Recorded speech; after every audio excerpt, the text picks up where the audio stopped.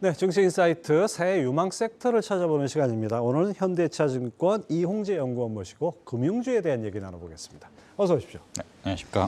야, 최근에 뭐 PF 대출 이슈도 있고, 그다음에 뭐 급격한 금리 상승과 경기 침체 이슈도 있어요. 여러 가지 우려가 많은데 올해 금융주 흐름 어떻게 평가하십니까?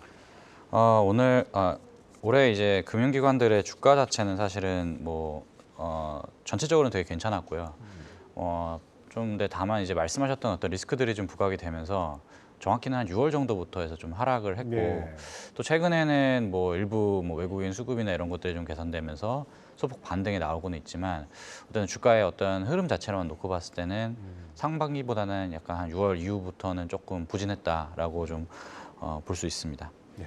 이렇게 일반적으로 금리가 이렇게 빠르게 오르면은 은행주 같은 경우에 상당히 좀 호재 아닙니까? 네. 그 부분은 왜 어떻게 작용을 했다고 보세요? 은행들이 실제로 이제 기준금리가 많이 오르면서 이제 대출 금리가 오르면서 이제 저희가 주로 보는 순이자 마진이라는 예. NIM이라는 게 상당히 크게 이제 상승을 지금 하고 있고요. 물론 이제 내년까지도 놓고 보면은 사실은 이제 대출 금리만 오르는 게 아니라 이제 수신 금리도 같이 오르기 때문에 이 마진 개선폭은 좀 축소될 걸로 좀 생각을 하고는 있지만, 기본적으로는 이제 그 자산의 어떤 듀레이션 특성상 은행들은 이제 듀레이션이 좀 짧기 때문에 최근과 같이 이제 금리가 빨리 오를 때는 상당히 실적 측면에서 긍정적으로 작용이 됩니다. 네. 근데 최근에는 이제 긴축 속도가 너무 빨라가지고 오히려 금융산업에도 부정적인 영향이 이제 드리워지고 있다, 이런 얘기도 들었어요. 이 고금리 상태가 계속 유지될 경우에는 은행업에 어떤 영향이 있습니까?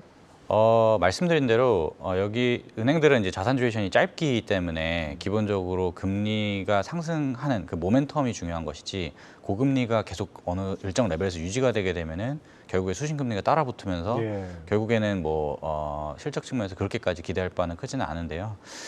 지금뿐만 아니라 지금 금리가 너무 빠르게 오르면서 서두에서 말씀 주셨던 어떤 경기라든지 이런 리스크들이 좀 부각이 되면서 어떤 여신 건전성에 대해서 일단 좀 연체나 이런 부분들에서 리스크가 좀 확대가 되고 있는 상황이고요.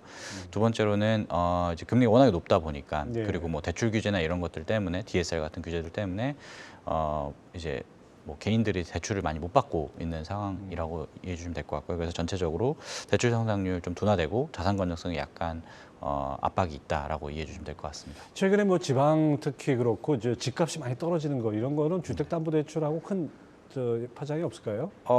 일단은 지금 아시겠지만 LTV가 그렇게 높진 않습니다. 네. 지금 현재 최근에 나갔던 어떤 주담대들 같은 경우. 그래서 일부 주택 가격이 조금 하락을 하였다고 하지만 그게 담보 자체에 문제가 생길 정도는 아니라고 좀 보고 있고요. 다만 이제 신규로 취급하는 주담대 같은 경우는 굉장히 좀 둔화가 계속될 수밖에 없다. 왜냐하면 지금 부동산 매수세가 좀처럼 이제 나아지고 있는 상황은 아니기 때문에, 일단은 그래서 신규 성장에 대해서는 좀 다소 좀 보수적으로 보고 있다라고 생각해 주시면 될 것 같습니다. 예. 사실 이제 부동산 담보대출은 LTV가 낮게 유지를 했으니까 우리나라 큰 문제는 아니다, 이런 지적이 많지만은, 사실 그동안 그 코로나 때문에 계속해서 원리금 상환 연장을 해오지 않았습니까? 벌써 네. 4번, 5번 이렇게 했는데, 이 부분에서 만약에 이 상환 유예가 이제 끝날 경우에 연체율 상승은 불가피한 거 아니겠습니까?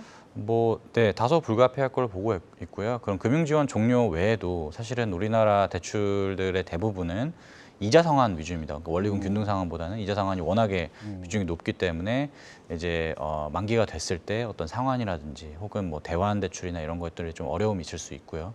그게 이제 경기 둔화나 아니면 자산 가격 하락과 맞물려서 생각을 한다면은 꼭 코로나 관련된 그 금융지원 종료 외에도 연체율이 상승할 만한 어떤 압력은 상당히 높은 상황이라고 보고 있습니다. 예, 경기도 우려되고, 사실 그동안 이렇게 막아놨던 거 풀렸을 경우에 그것이 또 문제가 될 수 있겠네요. 자, 그 연구원께서는 이제 금융산업의 유의미한 주가 상승을 위해서는 주주 환원이 가장 중요하다, 이렇게 언급을 하셨는데, 은행 전체적으로 봤을 때는 주주 환원 확대를 기대하기 어렵다고 보셨어요. 그 이유가 뭡니까?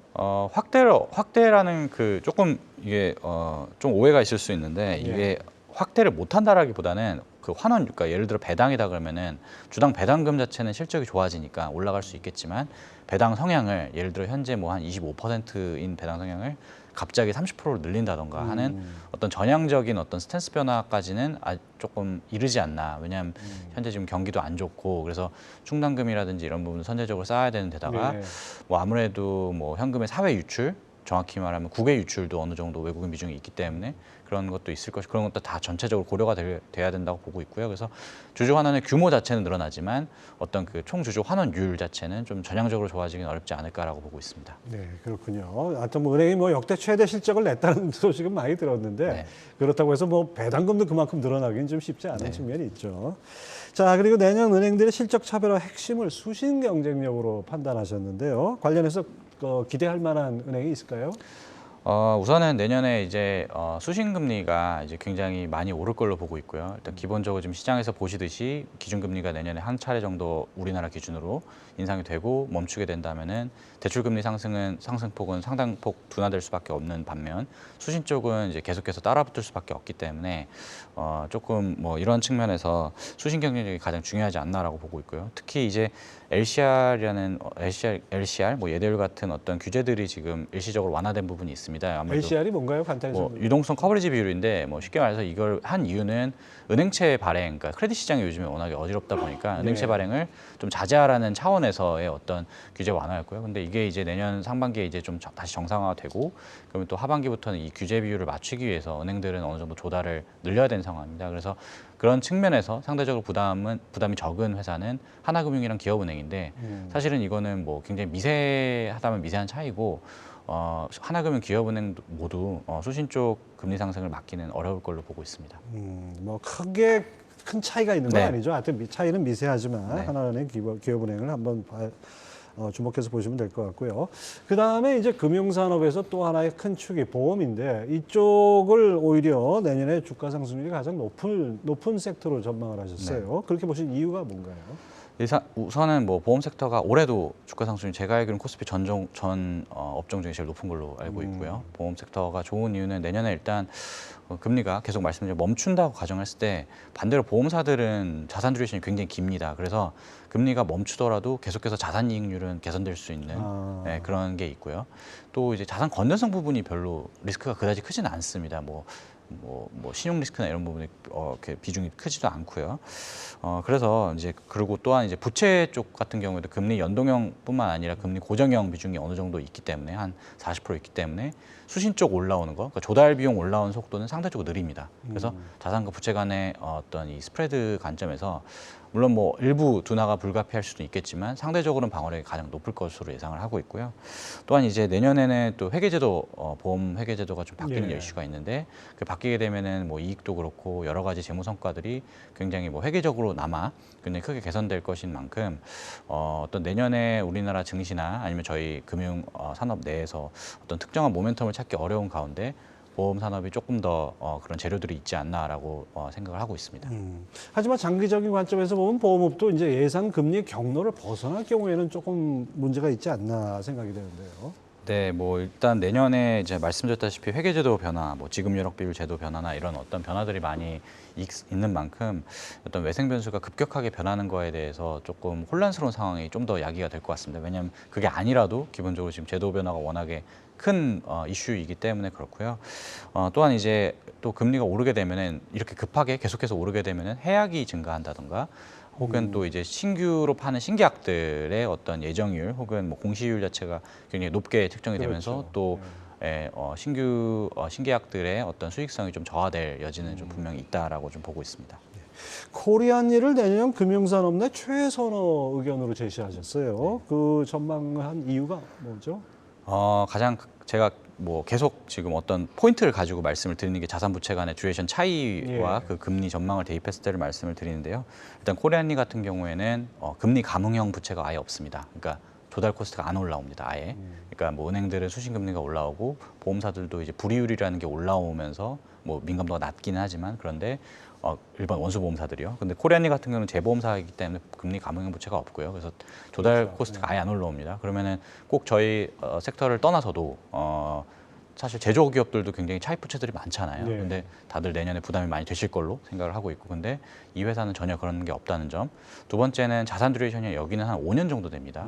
일반 원수보험사들이 한 10년에서 12년 정도가 되기 때문에 일반 원수보험사 대비해서는 산술적으로 굉장히 더 빠르게 자산 이익률은 개선될 수 있는 반면 뭐 은행보다는 훨씬 길기 때문에 내년에 어떤 금리 전망을 놓고 봤을 때도 가장 유리하고요. 뭐 그 외에도 내년에 뭐 재보험 요율이 좀 상승 압력이 높은 점도 긍정적으로 작용이 되고 또 최근에 공시나 어떤 뉴스들을 통해서 접하셨을 거라고 생각을 하는데 어떤 공동재보험이라는 어떤 새로운 재보험 계약이 있습니다. 그래서 삼성생명이 최근에 5천억 정도로 계약을 하셨고요. 이게 이제 또 내년에도 계속해서 좀 수재가 이루어지면서 뭐 자산의 성장이라든지 이익 성장이 충분히 어떤 가시적이다라고 판단했기 때문에 코리안일을 최선호로 말씀드리고 있습니다. 네, 금리가 급변동에도 뭐 큰 영향을 받지 않는 사업 구조를 갖고 있으니까 맞습니다. 그렇겠네요. 네. 자, 지금까지 현대차증권 이용재 연구원 함께했습니다. 감사합니다.